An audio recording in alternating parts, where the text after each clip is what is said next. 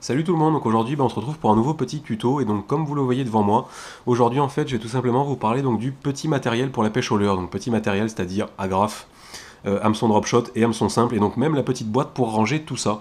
Donc en fait on s'est aperçu que sur notre Facebook on avait énormément de questions en fait sur ce sujet et c'est vrai que quand on est débutant c'est vraiment pas évident, il y a un choix énorme sur internet ou même en magasin de pêche.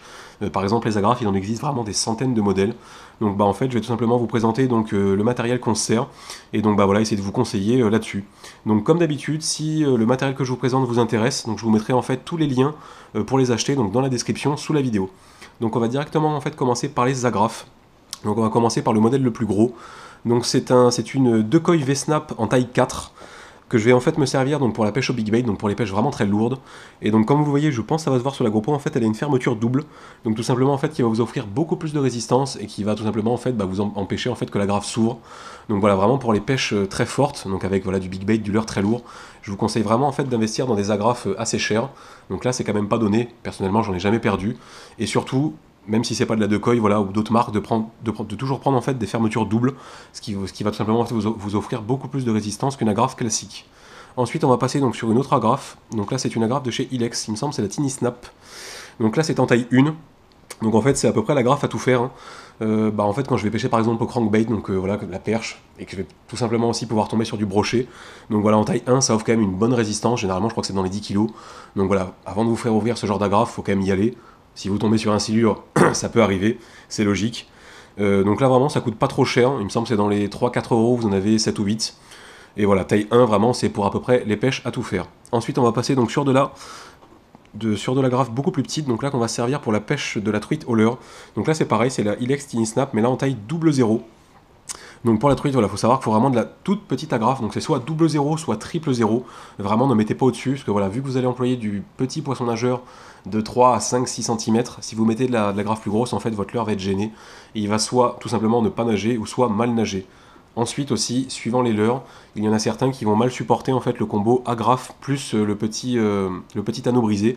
Donc suivant les leurres, faites des tests et si vous voyez que le leurre nage mal, tout simplement en fait enlevez l'anneau brisé ou sinon vous ne mettez pas d'agrafe. Ensuite, si aussi voilà petit plus en fait, je remarque qu'il y a pas mal de gens en fait qui mettent des agrafes même sur leur souple. Donc je vous conseille vraiment tout simplement de ne pas le faire, parce qu'il faut savoir que la pêche au leurre souple normalement c'est une pêche dite plutôt discrète, plutôt finesse. Et donc la grafe ça va un petit peu casser en fait votre montage discret. Et ensuite si vous faites de la verticale, des fois ça va tout simplement en fait pouvoir faire en fait à votre leurre des animations un petit peu bizarres. Donc pour le leurre souple, normalement, mettez votre nœud directement en fait sur la tête plombée. Donc maintenant on va passer donc aux hameçons à drop shot. Donc vous le savez, le drop shot c'est une technique que j'affectionne particulièrement. C'est vraiment super redoutable sur la perche, hein. Voilà, moi sur des lacs en fait où c'est vraiment blindé de perches, j'arrive des fois à en prendre 40, 50, 60 voire même plus. Ça marche vraiment super bien sur la perche, ça marche aussi très bien sur le black bass, très bien sur le sandre. Et au niveau des hameçons, donc moi j'en utilise en fait, ce que je trouve pour moi les plus simples et donc les plus cohérents sur un montage drop shot. Donc comme vous le voyez déjà, un hameçon drop shot a vraiment une courbure assez spécifique comparé à un hameçon classique, et donc la particularité de ceux-là, donc en fait c'est qu'ils ont un petit émerillon baril, donc juste ici, ce qui va tout simplement en fait permettre à votre montage en fait, une fois qu'il est monté sur votre ligne, en fait de tourner sur lui-même. Donc vous voyez en fait l'hameçon est complètement libre. Donc même une fois en fait votre montage au fond long, en fait votre hameçon va tout simplement en fait pouvoir tourner à sa guise en fait autour de votre ligne. Donc moi je trouve que c'est vraiment largement plus cohérent pour un montage drop shot. Ça fait beaucoup plus naturel et donc beaucoup plus discret. Au niveau donc de la marque, donc là c'est des Decoy, donc c'est les Worm 123. Donc j'utilise 4 tailles. Donc là la première taille c'est du 1-0 que je vais utiliser en fait donc pour du leurre de plus de 10 cm. Ensuite donc là il y a de la taille 2. Donc là c'est ce que je vais utiliser pour des leurres à peu près de 7 à 8 cm. Et donc ensuite les deux plus petits que vous avez ici. Donc là en fait c'est ce que je vais me servir. Donc là c'est de la taille 4 et de la taille 6. Donc là c'est ce que je vais me servir. Donc taille 4 pour les leurres à peu près de 5 cm. Et donc le taille 6 pour les leurres donc soit de 5 cm qui sont très fins, ou soit pour des leurres un peu plus petits de 3 à 4 cm. Donc voilà, franchement pour le drop shot, c'est vraiment une technique que je vous conseille. D'ailleurs, si vous voulez à peu près savoir comment ça marche, j'avais fait une petite vidéo là-dessus l'année dernière. Donc je vous mettrai le lien dans la description si vous voulez aller voir tout ça. Et donc maintenant on va finir en fait avec les hameçons simples. Donc les hameçons simples, donc faut savoir que nous on s'y est mis récemment, mais donc on a équipé donc quasiment tous nos leurres à truite en fait avec des hameçons simples. Et vous pouvez aussi donc en monter sur des stickbaits ou sur des poppers. En fait, ça vous permettra tout simplement en fait de moins vous accrocher dans les herbiers. Donc pour le cas de la truite, en fait, je vous recommande vraiment d'en mettre, tout simplement parce que vous allez donc beaucoup moins tout simplement abîmer les poissons.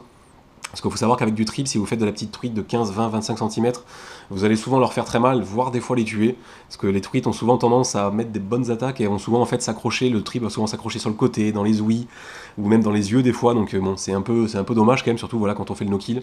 C'est vrai que c'est un peu embêtant. Et aussi, donc beaucoup de monde croit en fait qu'avec de l'hameçon simple, vous allez avoir beaucoup plus de décrochés. C'est complètement faux. Vous en aurez peut-être un petit peu plus, mais franchement, ça je peux vous le certifier, vous avez beaucoup d'articles là-dessus. Voilà, au niveau de l'hameçon simple, il n'y a vraiment pas beaucoup plus de décrochés. Donc au niveau de l'hameçon simple, moi j'utilise des honneurs. Donc c'est à peu près ceux qui se trouvent le plus, que faut savoir que les hameçons simples c'est quand même pas si évident que ça à trouver, surtout dans des toutes petites tailles comme ça. Donc là en fait j'ai 3 tailles, donc j'ai du 4, du 6 et du 8.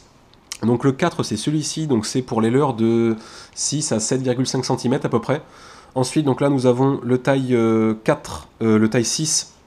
Donc là en fait c'est pour les leurres à peu près de 5 à 6 cm. Et donc ensuite nous avons le plus petit, le taille 8, donc là qui va être pour les leurres de 3 à 5 cm. Donc après c'est à vous de tester, ça va dépendre en fait comment sont faits les leurres et comment en fait sont accrochés les hameçons en dessous. Mais voilà, en règle générale c'est à peu près ce que je vous ai dit. Donc voilà, vraiment si vous pêchez la truite au leurre, je vous recommande vraiment de vous mettre en hameçon simple. Vous verrez, les truites s'en porteront largement mieux. Et donc ensuite en fait le petit bonus, donc c'est une petite boîte que j'ai trouvée vraiment très récemment, que je trouve donc super pratique pour ranger tout simplement tous les petits matériels. Donc comme vous voyez il y a 3 compartiments, la marque qu'il a fait, donc je crois que c'est Meio, donc une marque qui est très connue justement pour les boîtes de rangement. Donc voilà, 3 compartiments avec un fond légèrement aimanté, donc ce qui permet tout simplement voilà, à votre petit matos en fait de ne pas se trimballer partout. Donc ça vaut 3-4 euros, c'est super pratique, c'est tout petit, et donc ça vous permet tout simplement d'avoir tout le temps en fait sur vous vos agrafes, vos hameçons, dans la poche ou dans votre sac. Donc voilà, de toute manière, pareil, je vous mettrai le lien dans la description. Donc bah écoutez, je pense à peu près vous avoir tout dit. Donc si vous avez des questions, qu'il y a quelque chose que j'ai pas dit, n'hésitez pas à me le demander en commentaire. Et puis bah on se retrouve prochainement pour une autre petite vidéo. Allez, tchuss tout le monde.